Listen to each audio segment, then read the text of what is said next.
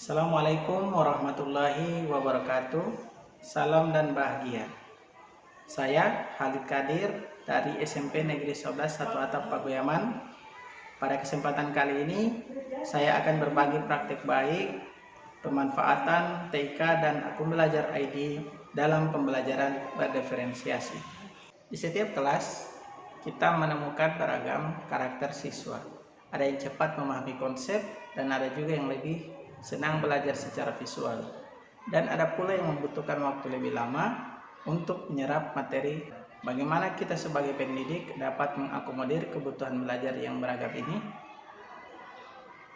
Kali ini saya akan berbagi praktik baik penerapan pembelajaran berdiferensiasi dengan memanfaatkan teknologi dan akun belajar pada materi sudut.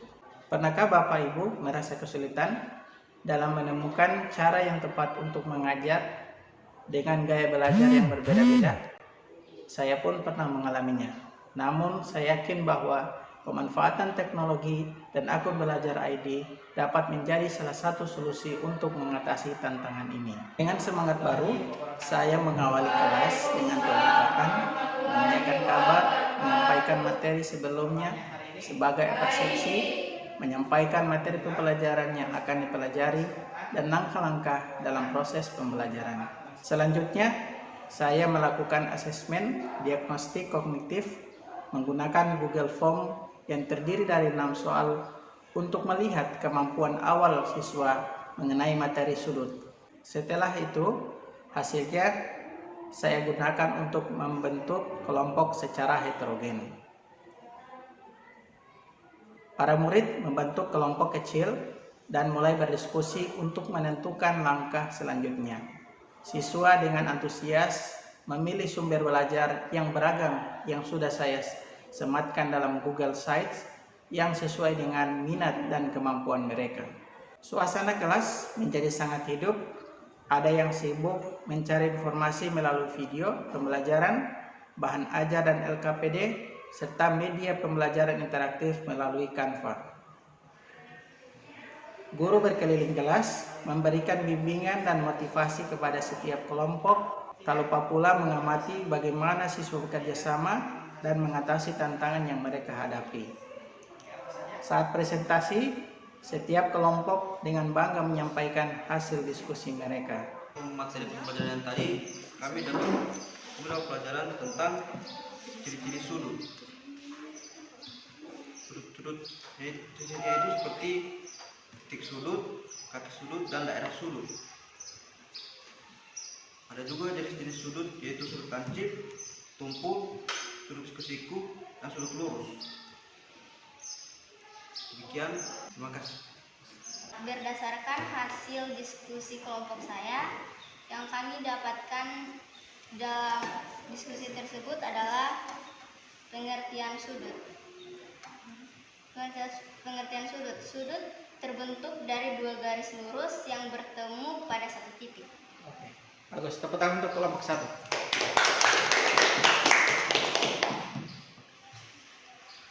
Lalu setelah itu kami mendapatkan ciri-ciri sudut. Yang pertama titik sudut, yang kedua kaki sudut, dan yang ketiga daerah sudut. Demikian hasil diskusi dari kelompok saya. Terima kasih. Sebelum pembelajaran berakhir, saya memberikan asesmen akhir melalui aplikasi WordWall untuk melihat ketercapaian tujuan pembelajaran.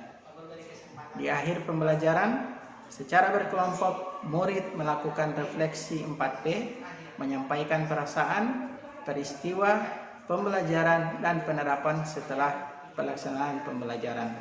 Ini kami telah dapat 4P, yang pertama perasaan, pembelajaran, peristiwa, dan penerapan. Perasaan yaitu perasaan yang senang dan menarik. Pembelajaran yaitu tentang sudut. Peristiwanya yaitu mengukur sudut pada jam, dan penerapannya yaitu melihat jam-jam secara acak dan mengukur sudutnya. Sekian dari kami, terima kasih. Kesempatan kali ini kami dari kelompok 1 ingin merefleksikan tentang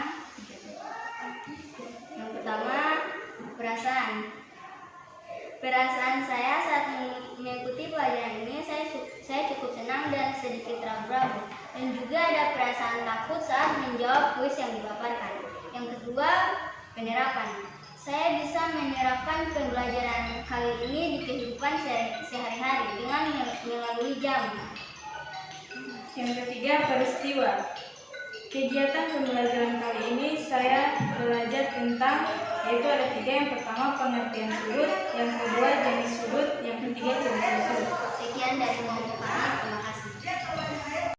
Kami dari kelompok 2 akan merefleksikan hasil perasaan kami hari ini.